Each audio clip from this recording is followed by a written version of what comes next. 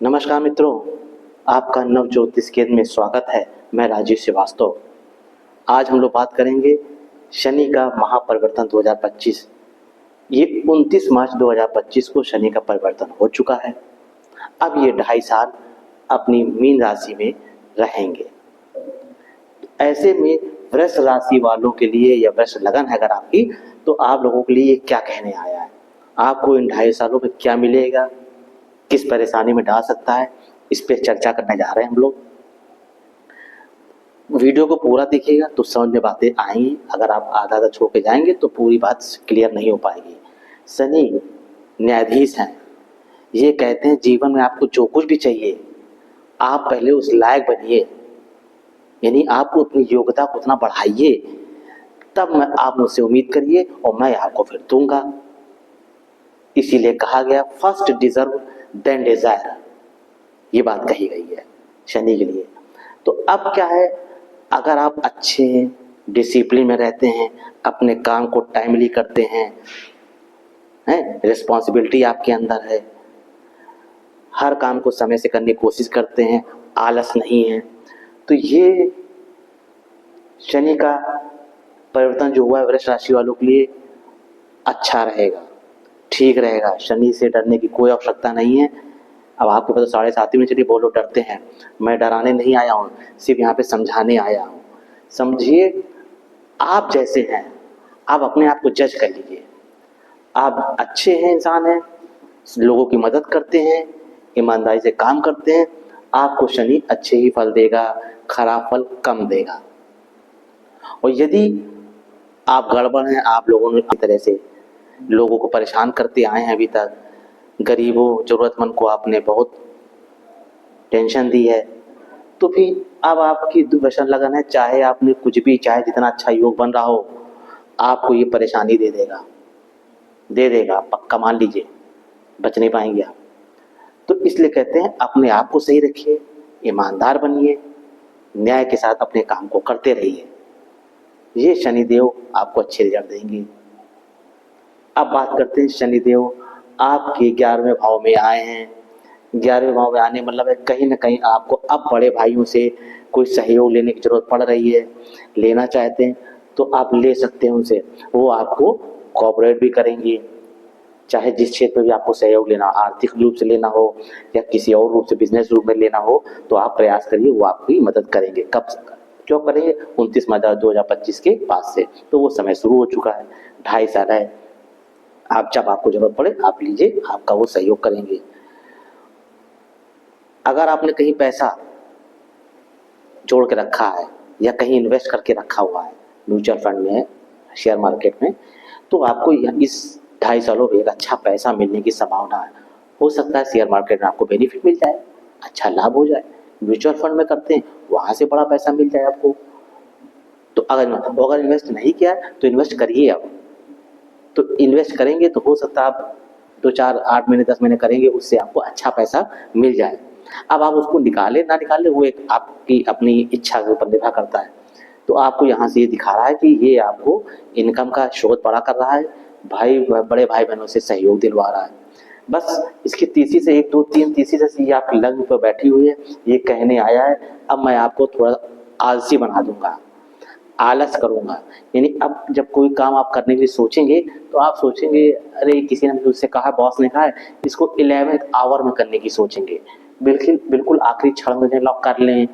तो एक आलस का माहौल आपको इन 2-2.5 सालों में दिखना चाहिए, दिखेगा। अब चूंकि मैंने बता दिया है तो आपको चाहिए नहीं, मुझे एनर्जेटिक रहना है, मुझे एक्टिव रहना, मुझे अपने काम के प्रति जो है जिम्मेदार रहना है, वो आप उसको करिए, तो इसके फल में कमी आ जाएगी। और यदि आप आलस मान के चल रहे हैं तो ये मान चलिए आपके सारे काम डिले हो जाएंगे। काम होंगे लेकिन डिले हो जाएंगे, समय से वो आपका वो वर्क नहीं हो पाएगा। तो आप देख लीजिए कि आपको कैसा फल लेना है। और अगर आप एक्टिव रहते हैं, आप समय से काम करते हैं, तो ये फिर मजबूरी हो जाएगी शनिदेव की कि आपको बेहतर रिजल्ट दें, समय से रिजल्ट दें, दोनों इन पर निर्भर कर जाएगा।